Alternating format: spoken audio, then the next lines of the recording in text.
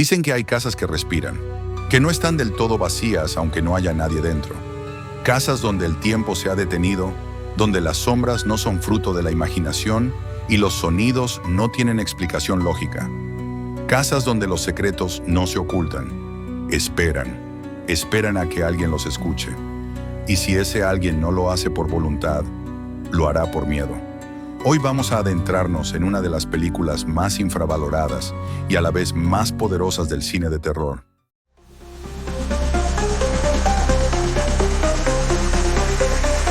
El ático de Bela Ayud.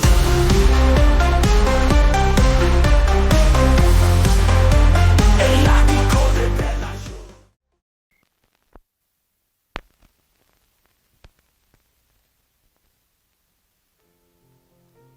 Within this old house live two residents. One of them is John Russell, composer, professor.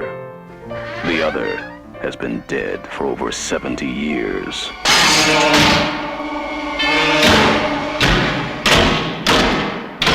Claire, I'd like to talk to you about the house.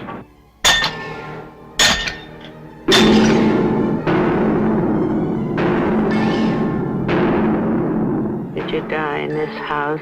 How did you die? Whatever it is trying desperately to communicate. What is it in that house, Claire? What is it doing? Why is it trying to reach me?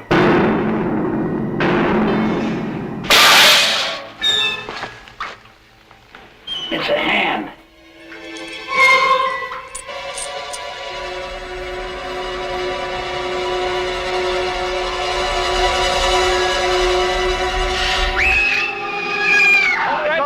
Senator, I'm John Russell. I'm living in your house. Senator, look, I want to show him that. You've got something of the senator's. He wants it back.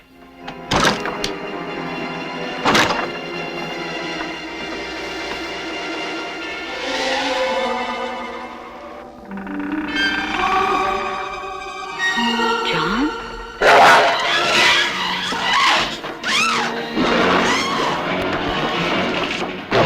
What is it you want? What do you want from me? Many films will frighten you, but only a few can really terrify you. The Changeling, an experience beyond total fear.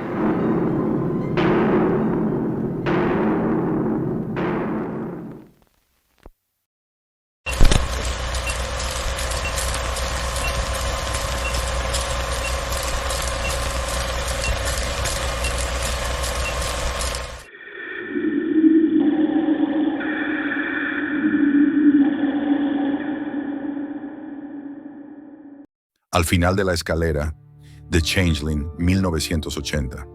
Una obra que no solo es un monumento al cine de lo sobrenatural, sino también una reflexión profunda sobre el duelo, la culpa y la necesidad de justicia desde el más allá. Dirigida por Peter Medak, esta cinta canadiense cuenta con una actuación inolvidable de George C. Scott, ganador del Oscar por Patton. Aquí interpreta a John Russell, un compositor que lo ha perdido todo. Su esposa y su hija mueren en un accidente trágico, y él busca refugio en una mansión antigua de Seattle. Lo que parecía un lugar para recomponerse emocionalmente, se convierte en el epicentro de una pesadilla. Lo que comienza con sucesos sutiles, ruidos, una pelota que rebota sola, una habitación oculta, se transforma en una investigación profunda de un crimen olvidado. Russell descubre que la casa fue escenario de un asesinato infantil, ocultado por décadas. Y el niño asesinado, Joseph Carmichael, no ha olvidado. La historia es una mezcla perfecta entre el thriller de investigación, el drama humano y el terror sobrenatural. Pero sobre todo, The Changeling es una clase maestra de cómo generar miedo sin mostrar prácticamente nada. Solo con atmósfera, sonido y lo más difícil de lograr en el cine de terror, una historia que importa. Uno de los aspectos más fascinantes es que está inspirada en un caso supuestamente real. El guionista Russell Hunter aseguró haber vivido fenómenos paranormales en una casa victoriana de Denver durante los años 60. Escuchaba sonidos inexplicables, encontraba puertas que se cerraban solas y una vez presenció cómo una bañera antigua goteaba sangre. Descubrió una habitación oculta con una silla de ruedas infantil y una tabla de escritura automática le reveló que un niño había sido asesinado allí. Todo eso fue adaptado y dramatizado para el guión de The Changeling. Aunque el caso nunca se pudo verificar del todo, esa base real añade un aura inquietante que ha acompañado a la película desde su estreno. La película no solo habla de fantasmas, habla del duelo congelado, del trauma que no cicatriza. John Russell representa al hombre moderno enfrentando lo inexplicable, tratando de racionalizar lo que le sobrepasa. Su investigación es también una forma de canalizar su propio dolor, de encontrar propósito donde ya no queda esperanza. Joseph, el niño que reclama justicia, no es un ente maligno, es una víctima que exige verdad. En ese sentido, The Changeling no es una película sobre el mal, sino sobre la reparación de una injusticia que trascendió la muerte. También hay una crítica social poderosa, el poder político y económico que oculta crímenes, que manipula la historia. El nuevo Joseph Carmichael, suplantador del niño asesinado, es un senador millonario.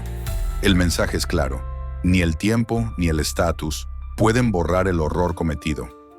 La banda sonora compuesta por Rick Wilkins es otro de los pilares. Es sutil, melancólica y perturbadora. El uso del piano es constante, casi como un eco del alma del protagonista.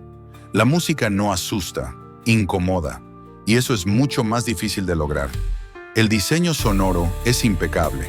No hay sobresaltos gratuitos. Cada golpe, cada sonido fuera de lugar, está construido para alterar el ritmo emocional del espectador. Y funciona. La dirección de Medak, elegante y sobria, juega con los planos fijos y los encuadres profundos. La casa parece siempre observar desde el fondo del plano. El uso de espejos, escaleras infinitas y habitaciones oscuras construye un universo casi teatral, pero nunca artificial. Y hay escenas que son simplemente inolvidables. La pelota bajando las escaleras, una simple pelota infantil lanzada por el protagonista que vuelve sola minutos después. Una escena sin música, sin gritos, pero que deja sin aliento. La sesión de espiritismo. Pocas veces una ouija fue tan espeluznante. La medium toma dictado de forma automática, en trance, mientras el espíritu se comunica a través de garabatos y palabras entrecortadas. Y la silla de ruedas antigua que se lanza por la escalera, símbolo perfecto del pasado que se niega a desaparecer. Ese objeto inofensivo convertido en amenaza es una imagen que se clava en la memoria. Aunque no tuvo el éxito comercial de otros títulos de terror de su época, como El Resplandor o Poltergeist, al final de la escalera ha sido reivindicada por críticos y directores como una de las mejores películas del género. Martin Scorsese la incluyó en su lista personal de las 11 películas más aterradoras de todos los tiempos. Y muchos cineastas la citan como influencia directa en su tratamiento del miedo atmosférico. Películas como Los Otros, El Orfanato o incluso La Maldición de Hill House beben directamente de su estética y su enfoque narrativo.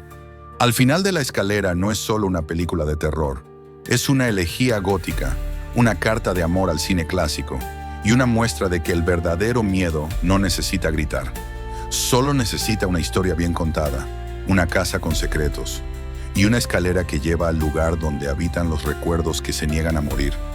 Así que si te animas a verla o a revisitarla, hazlo con la mente abierta y los sentidos alerta, porque hay películas que no se olvidan, como las casas que no quieren ser olvidadas.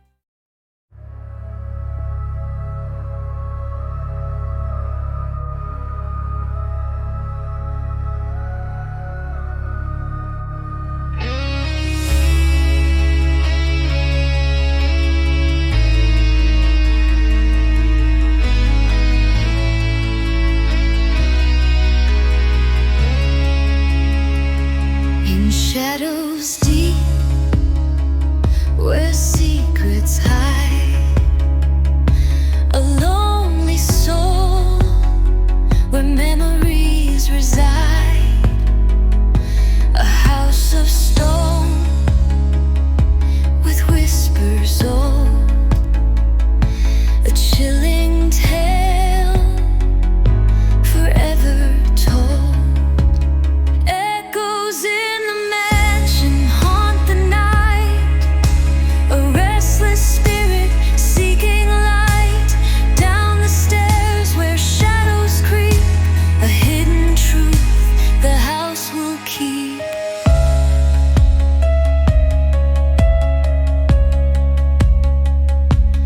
ball that rolls, a ghostly sound, a chilling touch on hallowed ground.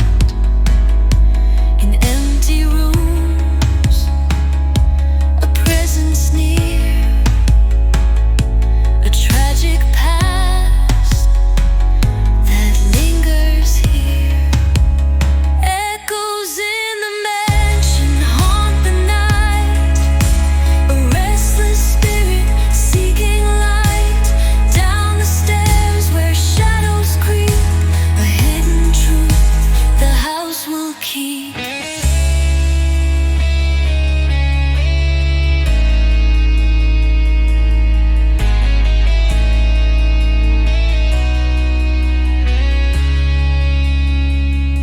The water flows, a haunting stream, reflecting pain, a broken dream.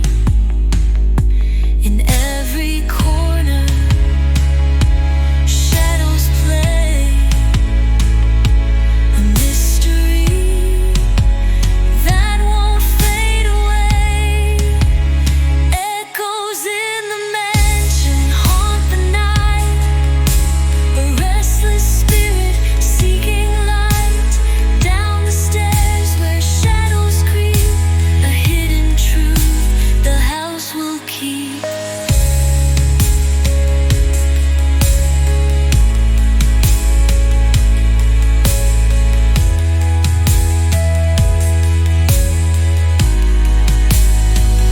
In silent darkness, spirits roam, a haunted house, a lonely home. Echoes fade into the night, leaving behind a chilling sight.